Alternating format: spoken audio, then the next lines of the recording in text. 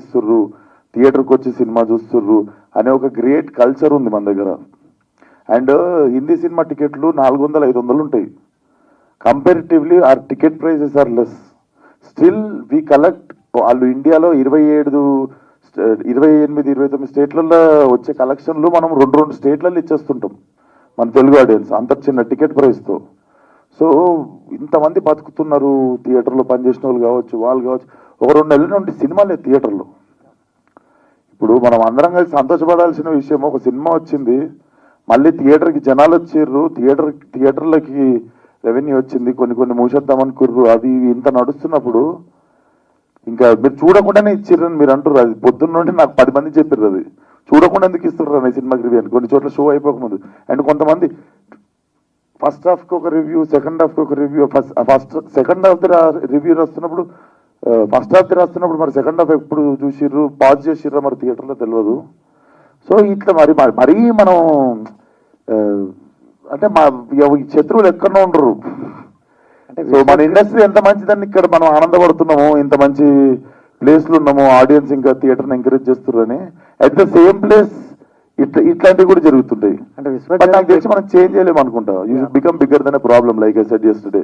ప్రతి మూవీకి మరి మీరు ఇలా ఫేస్ చేయడానికి రెడీగా ఉన్నారా? మరి ఫేస్ చేయడానికి రెడీ ఉన్నానా అంటే ఇప్పుడు నేను ఏం చేయగలుగుతా, ఒక ఐడియా చెప్తే నేను ఇంప్లిమెంట్ చేస్తా అది. ఎందుకంటే అంటే అలసిపోయినాం అనుకుంటా చెప్పి, దాని బదులు చెప్పకుండా మూడు ఖరాబ్ చేసుకోకుండా డిస్ట్రిబ్యూటర్కి ఫోన్ చేస్తే 3 సెట్ అయిపోతుంది. సో అది బెస్ట్ అనుకుంటా. మీ అందరికి తెలుసు సినిమా ఎట్లా ఆడుతుందో, మీ అందరికి తెలుసు.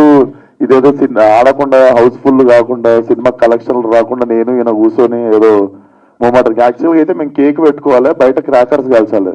అది కూడా ఎందుకు చేయలేదు అంటే, మేము మా ప్రొడ్యూసర్ గారి ఇంట్లో జరిగిన ఇన్సిడెంట్కి రెస్పెక్ట్ పే చేయాలని చెప్పి we kept it very simple and come.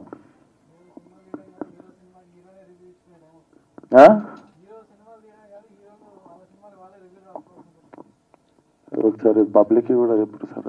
హీరోలు సినిమాలు తీయడం కాదు, హీరో సినిమాకి హీరోనే రివ్యూ రాసుకోవాల్సిన పరిస్థితి వస్తుంది అంటున్నాను. అట్లా పిచ్చోడు అనుకోరా చూసిన వాళ్ళు? అంటే చూడకుండానే రివ్యూలు ఇస్తున్నారు అంటారు కదా. చూడకుండా కొందరు ఇస్తున్నారు. అది అక్కడ నుండి వచ్చిన మాటనే కదా. నేను ఇక్కడ కూర్చొని అట్లా చెప్తే నాకు నా మీద జాలి చూపిస్తారు, అది ఇది అని చెప్పి నేను అది పదం కూడా వాడలే. అది మీ దిక్కు నుండే ఇటు వచ్చింది, నేను నోరు తెరిచి కూడా చెప్పలేదు. మీరే అన్నారు చూడకుండా కూడా కొందరు రివ్యూలు ఇస్తున్నారేమో అని మాకు అనిపిస్తుంది అని మీరు అన్నమాట. అది విశ్వక్ గారు, కంగ్రాచులేషన్ మీకు. అంటే లాస్ట్ వీక్ నుంచి చూస్తుంటే థియేటర్లు క్లోజ్ అవ్వడము, పెద్ద సినిమా రావట్లేదు అని అన్నారు. కానీ ఈ సినిమాతో మొదలయ్యింది, ఇంకా నెక్స్ట్ మంత్ అన్ని కూడా కంటిన్యూ అవుతుంటాయి పెద్ద సినిమాలతో. సో దానికి కంగ్రాచులేషన్ ముందు. Thank you so much. So director గారికి నా క్వశ్చన్ సార్, ఎలా ఎంజాయ్ చేస్తున్నారు ఆడియన్స్ రెస్పాన్స్, థియేటర్స్ విజిట్ చేయడం లాంటినప్పుడు? Sir incredible sir. ఎందుకు అంటే the kind of responses that I'm getting from public అసలు మామూలుగా మాట్లాడట్లేదు. ఎందుకంటే ఎస్పెషలీ ఆడపిల్లలు అయితే సెకండ్ హాఫ్ గురించి ఎంత బాగా మాట్లాడుతున్నారు అంటే, అన్న అది ఇట్ వాజ్ వెరీ ఎమోషనల్ అన్న, వెరీ ఎమోషనల్ అని మాట్లాడుతున్నారు. It was. అండ్ అబ్బాయిలకు అందరికీ ఎందుకంటే యాక్షన్ సీక్వెన్సెస్ కానీ అదే అన్నట్టు పంట మీదది కానీ, లారీ మీదది కానీ, ఇంటర్వెల్ ఫైట్ కానీ, మన విగ్రహం సీన్ కానీ, ఇవి కానీ, అంటే they were raving about each and everything what they loved so much. So I'm so happy and I'm so confident.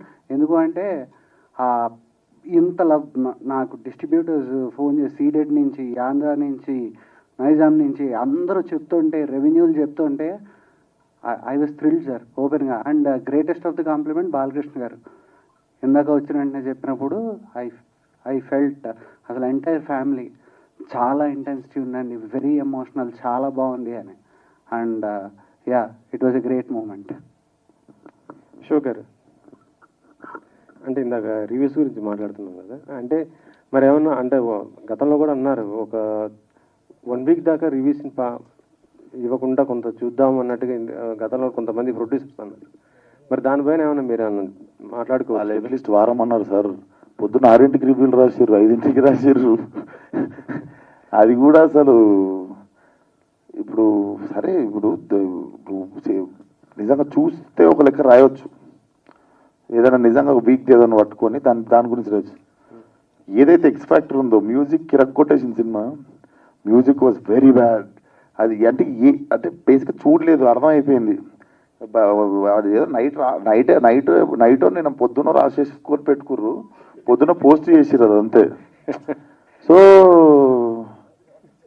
ఏం చేస్తాం నాకు తెలియదు, ఆలోచిస్తున్నాయి చూద్దాం అంటే ఇప్పుడు- బట్ వారం రోజులు అయితే అది మన అందరం కలిసి ఎందుకంటే ఇట్స్ నాట్ అబౌట్ రివ్యూ కదా, మనం సినిమా మీద చాలా రకాలుగా రెవెన్యూ ఉంది.